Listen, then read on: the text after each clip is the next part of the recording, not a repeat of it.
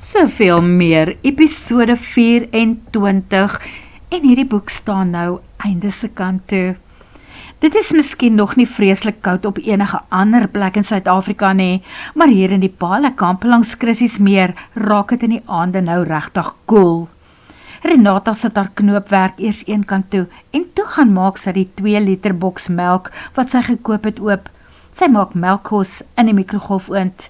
Sy is al halfpad deur die proses, toe besef sy dat sy sommer net aangeneem het, dat Hugo daarvan saam met haar sal kom eet. Wat as hy ander planne vir die aand het? Dan sit sy met 'n berg melkkos. Sy skakel af en klim teen die trappe af. En daar sit die mooie man alweer met sy rekenaar op sy huisie se dek. Duidelik dink hy nog nie dat dit vreeslik koud is nie. Sy roep van ver af, "Middag Hugo, het jy al vir jouself iets gemaak om te eet vanaand?" Hugo kyk op en lyk bly om haar te sien. "Nee," antwoord hy en staan op. Hy moes lank so gesit en werk het, want nou rek hy homself behaaglik uit. "Hoekom vra jy?" "Ek het melkkos gemaak en toe het ek gewonder of jy wil saam eet. My plek, en as jy kan sien, sal jy asseblief my laptop op die groot skerm koppel." "Ja, natuurlik dadelik." Ek trek net gou 'n baadjie aan. Hy pak sy laptop op en verdwyn by sy huisie in daarmee. Met die uitkoms sluit hy en stap teen die trappe af. Wat 'n heerlike aand word dit met Hugo daar. Dit is asof die atmosfeer van die huisie sommer 'n hele paar grade warmer voel met nog 'n lyf daar binne. Maar darm nie enige lyf nie. Adam van Renata se stories se lyf. Sy wil hom so lank as moontlik daar hou. Die dat sy, terwyl hy met die rekenaar besig is, 'n pakkie sousbeskuitjies oopgemaak het. Sy smeer dit met roopkaas en sit 'n skyfie avokado, peer en tamatie op elkeen en kaasworsies in 'n bakkie langsaan. Sy vra nie of hy sherry gaan drink nie. Hy moet net. En hy drink dit. Hy geniet die happies wat sy daar tussen hulle op die koffietafel neersit. Vanaand is hy die een wat haar huisie en die knoopgoed waarmee sy besig is met belangstelling bekyk. Hy kyk ook na die foto van haar en haar dogter wat sy daar teen die muur opgehang het. Sy is my enigste dogter, Renel. Sy bly nou in Engeland. Sy au pair daar, vertel Renata, terwyl sy die melkkos eers weer roer en toe in die mikrogolfoond aanskakel. "En die pa van hierdie aanvallige jonge dame saam met jou op die foto?" vra hy. "Ons is so 'n paar jaar gelede geskei. Hy het weer iemand in sy lewe." Sy vra, "En jy, Hugo? Kinders?" "'n seun en 'n dogter. Hulle is toevallig ook in Pretoria en ek moet seker 'n slag by hulle ook gaan draai." "En die ma van jou kinders?" vra Renata. Hy lag, lewend verloor. "Al was ek 50 keer lus om haar te vermoor." Hy sluk sy lag en vra onverwags, "Toe het ek nogal gedink. Jy het genoem dat jou ma verjaar, so wanneer is daai dag? Miskien kan ek jou gaan aflaai, my kinders sien en sommer 'n paar ander draaie ook ry, besigheid doen daar. Sou jy graag wou oorslaap by jou ma?" "Ek kan seker lik die aand by my ma oorbly, maar dit is nie regtig nodig nie. Ek sal aanpas by jou reëlings as jy dieselfde dag wil terugkom. En dan sal ek natuurlik graag help met die petrolgeld." "Asseblief nie. My bakkie ry op diesel." "Ok, die brandstofgeld en natuurlik die tolhekke." "Nee, onnodig. Ek moet in elk geval gaan. Glo my." "Wat van die goedjies wat jy moet gaan aflaai? Ek sien hier staan goed wat Pretoria toe moet gaan. Sal ons eers by daardie tuisnywerheid verbygaan?" "Nee, waar moet jy wees?" vra sy. "Van my eerste stop in Pretoria is Constantia Park." "O nee, dan gaan jy heen en weer moet ry." "Nee, wat ek sal my ma se kar gebruik om die goedjies te gaan aflaai. Dit is nou, as sy nie self wil saamry nie." "En wanneer is jou ma se funksie?" "Kom ons ry die dag voor die tyd, dan kry ek jou die volgende dag weer daar by haar plek." behalwe natuurlik as jy met die verjaarsdag wil kom saam koek eet, daag sy hom uit. O nee, dankie, ek het regtig te veel om te doen as ek my oë in Pretoria gaan wys, sê hy.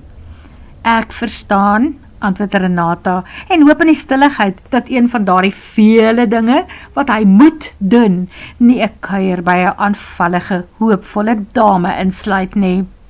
Renata bring die bakkies met melkkos nader en sit die bakkie met pypkaneelsuiker op die tafel neer. Die man kan self besluit hoe soet hy sy pap wil maak. Datum? Vra Hugo eers weer, voordat hy die bakkie optel en begin eet. Jy sê, goed dit is, om die draai, dit is al volgende Woensdag, sal dit te gou wees vir jou? Nee wat, enige datum is vir my reg, ek is my eie baas. So as jy jou ma se partytjie Woensdag bywoon, kom ons ry dan Dinsdag so om en by 10:00 weg, is dit reg met jou? Reg so, baie dankie. Renata haar gesig reguit, maar iewers in haar borskas maak haar hart die eienaardigste tuimelbewegings, 'n gevoel wat sy laas op skool gehad het, toe haar eerste kerel vooroor gebuk het en haar vol op die mond gesoen het. Buitendien is die man 'n ridder. Dit is asof hy weet dat hy haar gaan help met haar ou geldjies wat maar skaars is, maar sy gaan dit definitief nie vir hom sê nie. Miskien was dit die laaste ysbreker tussen hulle twee, daardie melkkos uitnodiging van haar daardie Vrydag aand. Want Saterdag kom loer Hugo oor haar skouer, waar sy 'n piepklein blommetjie langs 'n graspol sit en teken. Hy gaan sit langs daar op die grond, en toe wonder hy so uit die bloute of sy wil saamry dorp toe, net nou. Hy is lus vir 'n lekker teebeen en skyfies daar by die biljartkamer. En Renata dink, daar neuk die man mos nou die vriendskap op.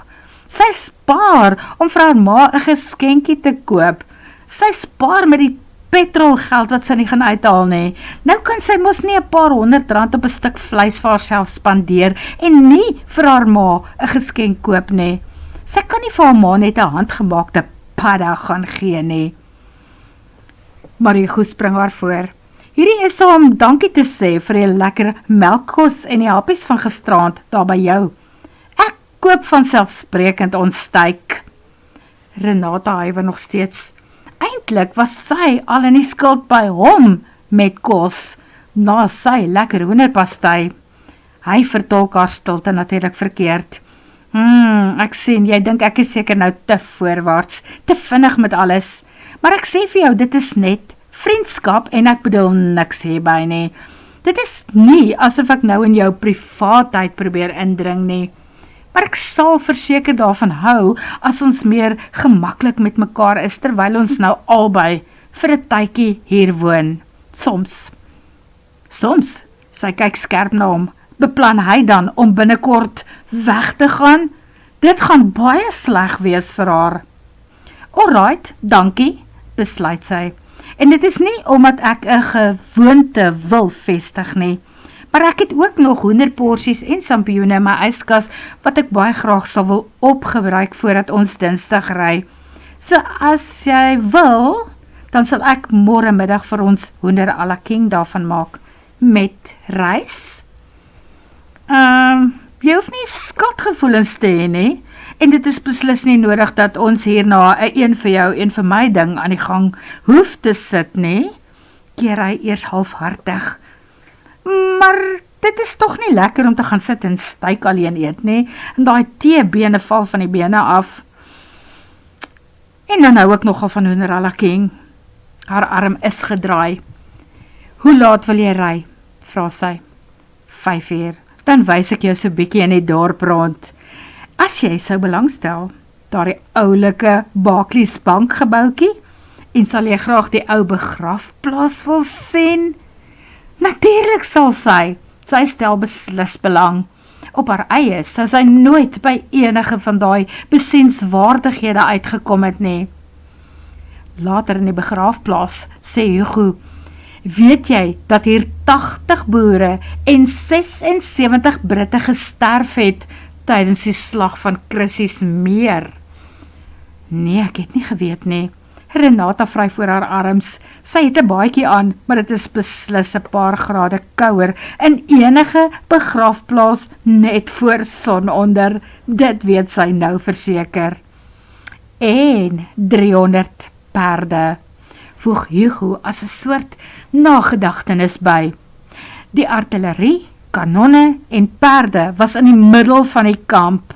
En toe die perde uitbreek van angs en paniek en skrik, toe storm hulle regtuit in die rigting waar Louis Botha en sy manskappe in 'n hinderlaag lê. Dit was donker, om en by 2 uur in die nag, en hulle kon verseker nie sien wat dit is wat op hulle afstorm nie. Hulle dog die kakies het opgesaal en hier kom hulle. Maar net sowel dat hulle geskiet het, die perde het gelukkig van koers verander. Anders was hulle dwars oor die boere, en die boere sou vertrap en verbrysel gewees het onder al daai hoewe. 300 perde, en hulle is dood. Hoeveel perde was hier al te saam? Wonder Renata. Wel, hier was so 7500 Britte en 2500 boere. Waarskynlik het nie elkeen 'n perd gehad nie. Hugo maak sy windbreker baadjie los. Hy gaan uittrek om dit om haar skouers te hang en sy keer onmiddellik. Nee, los Hugo, ek is warm genoeg aangetrek. Dit is net die atmosfeer hier in die begraafplaas. En miskien omdat die son nou begin sak. Mens voel amper asof hier siele kan wees wat nie tot rus te kom nie. En hier is waarskynlik soos die afkopruiter wat dikwels in die nag hier jaag, vertel Hugo. Ek en my broer en suster wou hom graag sien, maar ons was nooit in daai bevoorregte posisie nie. Is hy die afkopruiter van Skimmelperd Pan? Vra Renata. Nee man, Chrissy het haar eie afkopruiter. Hugo sit skielik sy arms om haar skouer. Kom, dat ek jou uit die koue kry. Ons gaan nie daai styks nou versmaai nie. Ek weet nie wat van jou nie, maar ek het nie vanmiddag geëet nie. Sy ook nie. En Hugo is nie verkeerd nie. Daardie styks dreig voorwaar om van die bene af te val. Min of meer miskien, soos wat sy van haar bene kon afval, toe hy met sy arm om haar na sy bakkie toe gestap het. Sondag sorg sy dat haar hoender vir 'n koning voorwaar ekstra sousig is. Hugo kom al 12 uur oor. Hy bring 'n bottel witwyn saam. Dit is wat hy in die huis gehad het, beweer hy. Hy hoop sy drink witwyn. Natuurlik doen sy. Hulle gaan stap laat middag langs die meer en die keer het Hugo sy kamera saam. Renata loop met haar sketsblok. Sy steek vas 'n mooi goedjies met 'n potlood vaste pen. Verder neem sy so af en toe 'n foto op haar selfoon af om later te skets. Jy is natuurlik welkom om deur my foto's te kom loer as daar goedjies is wat jy spesifiek wil teken of iets wat jy raak sien wat jou inspireer. Bied hy aan. Asseblief ja Hugo, dalk sien hier en daar 'n voeltjie of 2 om op my kaartjies te gebruik. Met die terugkom pik hy sy laptop by sy houthuis op en hulle sit tot 9 uur die aand, skouer aan skouer, deur sy foto's en kyk. Die waarvan sy hou, sit hy vir haar op een van sy geheustokkies. Een wat sy maar kan kry. Hy het 'n ekstra een. Renata maak vir hulle elkeen 'n laat aand broodjie en koffie en toe trotseer Hugo die koel weer terug na sy eie houthuis aan. Hugo se rekenaar is nog oop en aan en hy gaan loer vinnig in sy e-boks posbus. Daar is natuurlik alweer stories wat Chanel aangestuur het. Die polisieman is bedrywig tussen die lakens. En Tatika het 'n storie aangestuur met die titel van Liefdesdans in die reën. Chanel vra na dekbrief. Is dit nie omtrent tyd dat jy moet kom wys in die kantoor nie, Hugo? Hy skryf, ek sal jou stories môre lees. En ek is Woensdag toevallig in Pretoria, maar net vir die dag. So wanneer is julle terug uit die Kaap? En daar lui sy selfoon. Chanel, Sy klink alweer soos 'n juffrou, wat hom soos 'n kind laat voel wat nie in die klas opgelet het nie. Maar Hugo, ek het mos vir jou gesê, ons is net weg vir die naweek. En dankie tog daarvoor, want die wind het ons behoorlik van die strand afgewaai tydens die seremonie. Ons kon skaars die dominee se stem hoor. Nou, wat maak jy dan in die Kaap? Ag, ons was mos daar vir 'n troue. Hoekom was jy in die Kaap, Hugo? Of jok jy oor waar jy op die oomblik is? Het ek al ooit gejok oor waar ek is? Vra hy kwansys gekrenk en toe bars hy uit van die lag. Wel, heeltemal te veel kere. En dit is elke keer as jy ons wil vermy. Chanel is natuurlik heeltemal reg. Toe sy sê, daar die Kaap na Kaïro storie van jou, Hugo. Jy het nie ons land verlaat nie. So waar is jy? Waar kruip jy op die oomblik weg? Is jy by daai vriend van jou se huis in Marloth Park? Of in die Wildtuin? Jy is heeltemal reg, Chanel. Ek is sommer net hier rond. Ek het vir Cecile en Julia beloof dat ek sal kom oorwys op die plaas in Chrissy's Meer. En toe het ek hier vasgehaak. Meeste van die tyd, al was ek wel 'n paar dae in die Wildtuin ook. O, my blikemmer, steun Chanel. Wat? Blikemmer wat? Vra Hugo. O, my blik, kom dit weer. En toe vra sy, is jy alleen daar, Hugo? Meeste van die tyd, behalwe toe die ornitologiese groep hier was, en die ouens van die universiteit. O, en dan is daar blykbaar 'n vriendin of 'n ding van Cecile en Julia ook hier in die kamp. En daai vriendin van hulle, praat jy en sy met mekaar? Oh, nie regtig nie. Die eerste ruk eintlik glad nie. Maar vanselfsprekend kan mens mekaar nie vir altyd vermy nie. Ons het hier in die laaste week of 2 begin praat. Maar hoekom vra jy, Chanel? Wat gaan aan? Vry, julle Hugo. Wat? Hy probeer strem klink. Chanel, nou is jy heeltemal uit lyn uit. Of jy is totaal mal in jou kop. Hoe ken jy my? Ek het geen idee nie, Hugo. Ek weet nie of ek jou meer ken nie. Sorg net dat jy Woensdag in Pretoria aanmeld, sê Chanel. Word vervolg.